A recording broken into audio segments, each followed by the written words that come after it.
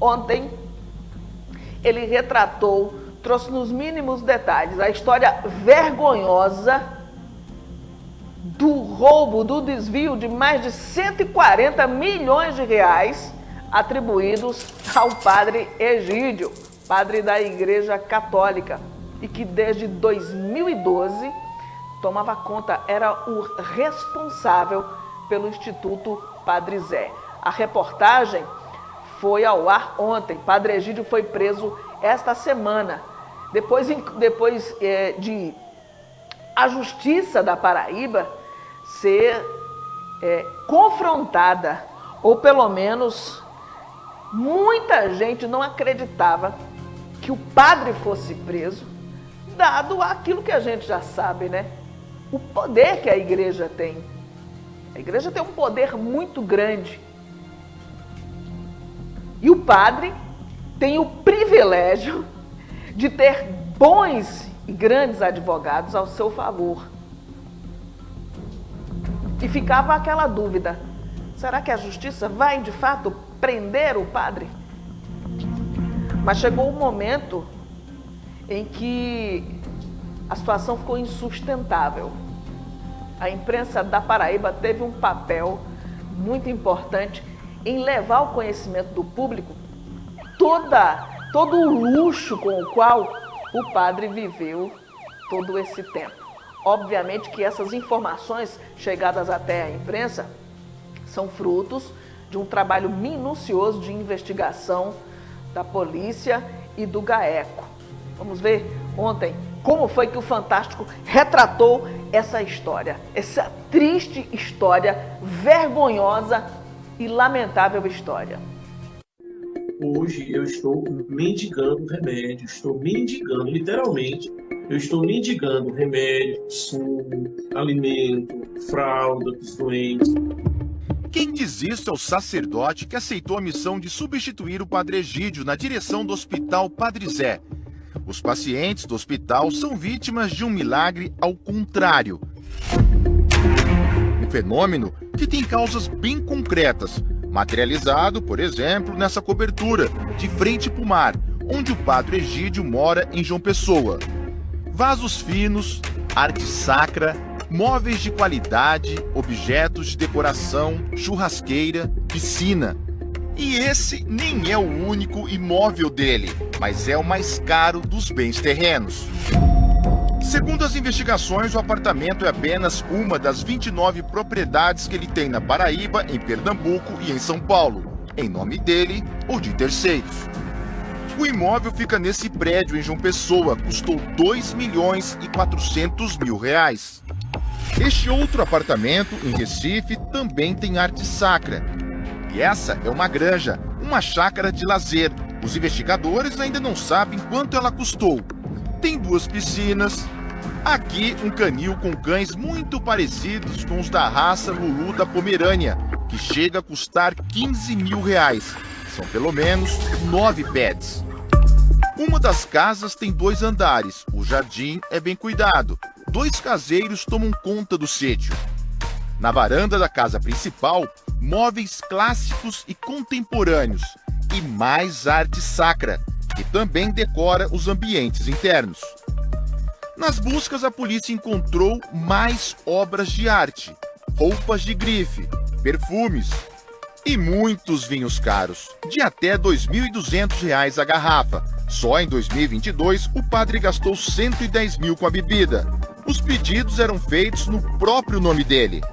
O custo desse padrão de vida superava os R$100.000 por mês. As investigações mostram que todo esse luxo foi bancado com dinheiro público. Ele tratava as contas bancárias, tanto do Instituto São José quanto da Ação Social Diocesana, como se deles fosse. O Instituto São José... O Padre Egídio vivia um estilo de vida nada cristão, né?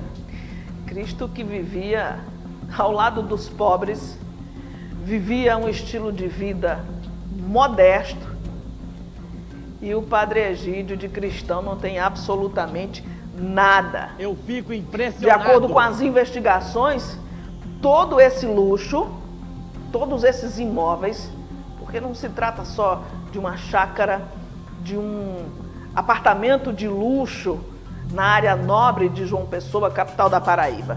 São muitos imóveis, são vários objetos de arte. E a gente sabe que objetos de arte são extremamente caros. Vinhos caríssimos também. O padre Egídio tem um bom gosto, não tem caráter. Não é um bom cristão, mas tem muito bom gosto. Vinhos que chegavam a custar cerca de, ou mais de R$2.000, como apontam as investigações. E os cachorrinhos, lindos e belos, né? Daquela raça Lulu da Pomerânia, que pode chegar até R$15.000. São 9 pets, imagine. Vamos calcular aí por baixo cerca de R$100.000 só em cachorro. E para você manter um bicho desse, precisa de cuidados especiais, coisa de gente rica. E o padre, como disse, nada cristão, estava muito além de viver um estilo de vida dedicado ao sacerdócio, dedicado aos pobres. Agora, o que chama mais atenção nessa história toda é de que desde 2012, período em que ele assumiu a direção do hospital do Instituto Padre Zé, não se teve nenhuma investigação por parte da Igreja Católica,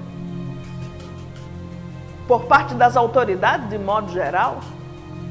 Afinal de contas, são recursos públicos. E onde tem recurso público, precisa de fiscalização. Ninguém está acima de qualquer suspeita. Nem o padre, nem o pastor, ninguém, absolutamente ninguém. E o padre conseguiu, durante todo esse tempo, por mais de uma década, agir e fazer o que bem queria. Por isso que ele faz isso. Públicos, recursos doados para tratar da saúde da população pobre, carente, que já sofre tanto com a falta de remédio, com a falta de serviços, com a falta de estrutura nas unidades de saúde. Mas pelo que a gente viu, no Hospital Padre Zé não faltava dinheiro, faltava o caráter por parte de quem estava dirigindo. Além do padre, 2 pessoas, 2 mulheres foram presas. Elas são acusadas de integrar esse grupo que desviou esses mais de 140 milhões. Nós temos um contrato com a Prefeitura de João Pessoa que gira em torno de R$9.300.000 para a ocupação de 120 leitos no hospital. Nós temos um convênio com o governo do estado em torno de R$3.500.000.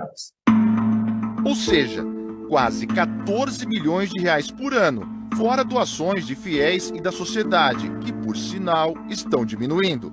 Fizemos agora uma campanha de finados, que todos os anos, em média, a arrecadação girava em torno de 50, 60 mil reais. Arrecadamos R$13.000. Padre Egídio dirigiu o Instituto e o hospital de 2012 até setembro deste ano. Para os investigadores, a partir de 2013, ele liderou um esquema de desvios de recursos públicos, estimados em cerca de R$140 milhões. Padre Egídio ainda fez empréstimos em 2 bancos em nome das instituições. Um empréstimo de 12, 13 milhões, entrou uma parcela de aproximadamente 4, 5 milhões na conta, em 2, 3 dias o dinheiro saiu da conta. Uma outra parcela de R$7 milhões, em uma semana o dinheiro desapareceu. O hospital, ele presta um serviço à população mais carente, né? A gente se deparou com um quadro muito difícil por falta de equipamentos, por falta de recursos financeiros. Por isso mesmo existe uma força-tarefa aqui formada pelo GAECO, Polícia Civil, a Controladoria do Estado, a Procuradoria da Fazenda do Estado, né? A Arquidiocese está colaborando.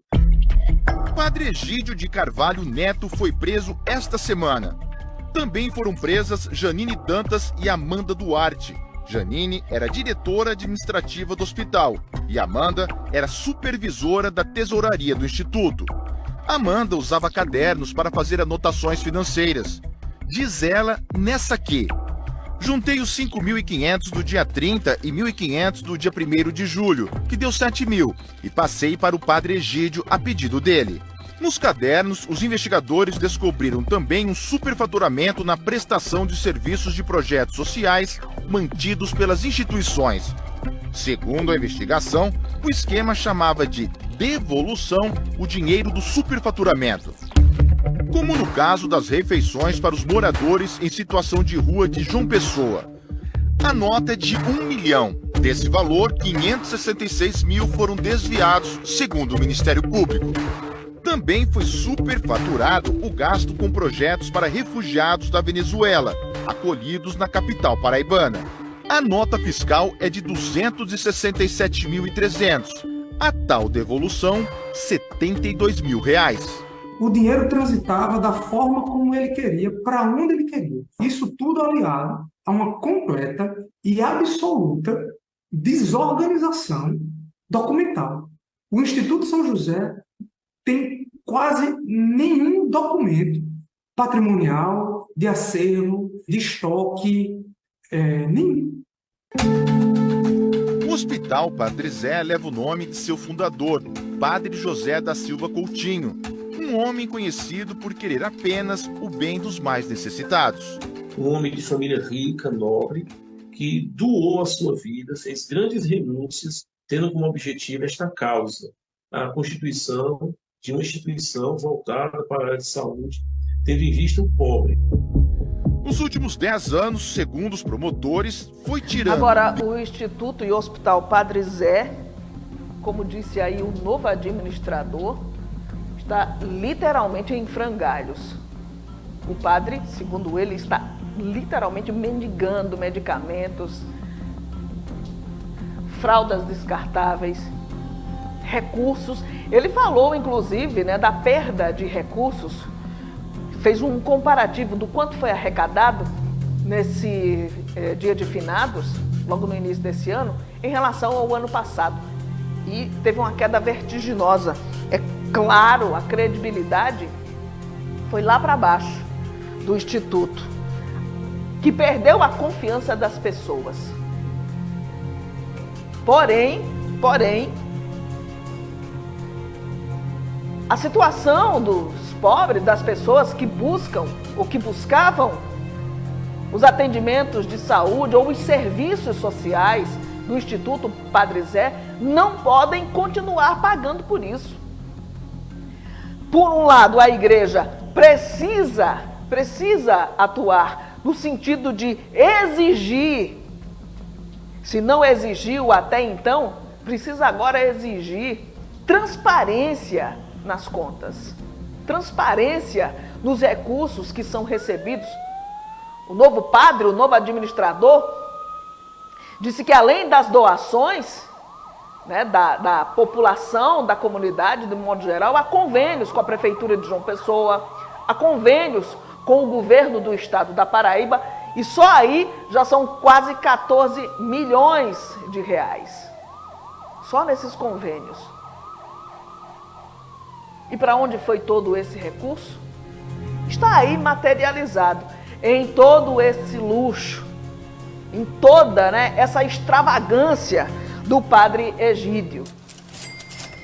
A fome do Padre Egídio por dinheiro, por luxo, é tanta que se sobressaiu a fome daquelas pessoas que eram atendidas diariamente e que recebiam um prato de comida por dia.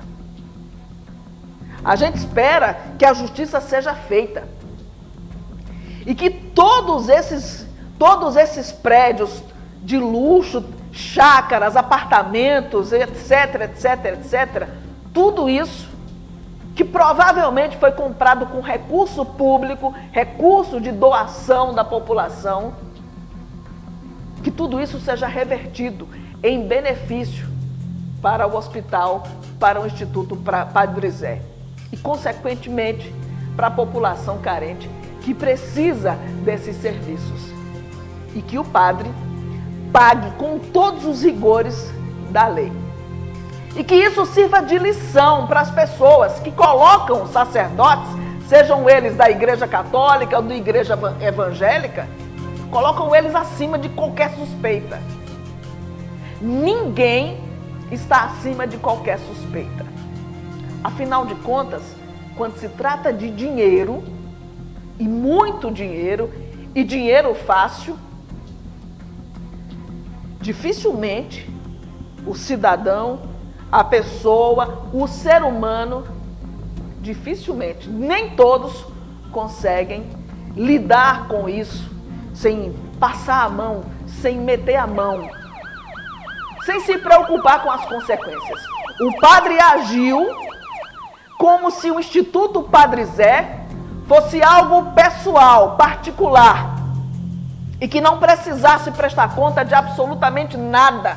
Afinal de contas, quem pedia que ele prestasse contas? Ninguém.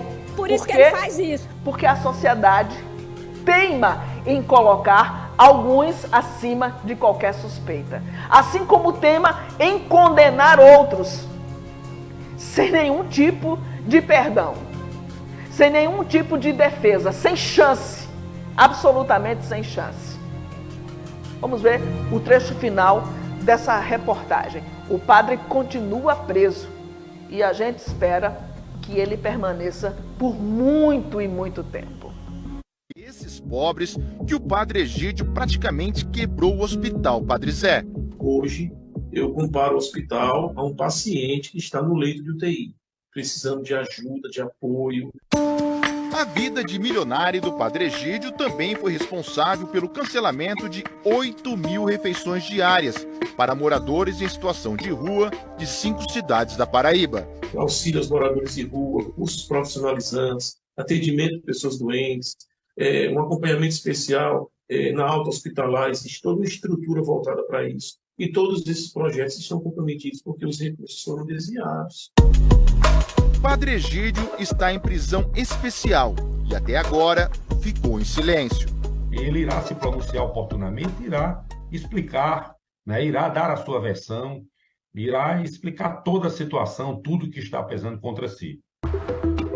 A defesa de Janine Dantas e de Amanda Duarte diz que, apesar da quantidade de documentos recolhidos pela investigação, nenhum elemento prova que elas tenham se beneficiado das verbas do Hospital Padre Zé.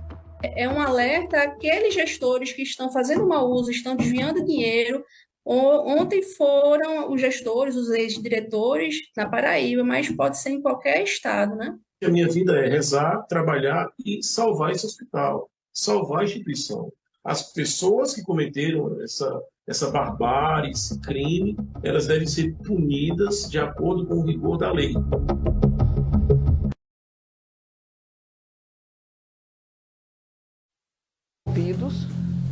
Sejam punidos com todos os rigores da nossa lei. E que fique essa lição: ninguém está acima de qualquer suspeita. Não é porque alguém fala em nome de Deus e usa dessa autoridade que necessariamente Deus está no seu coração.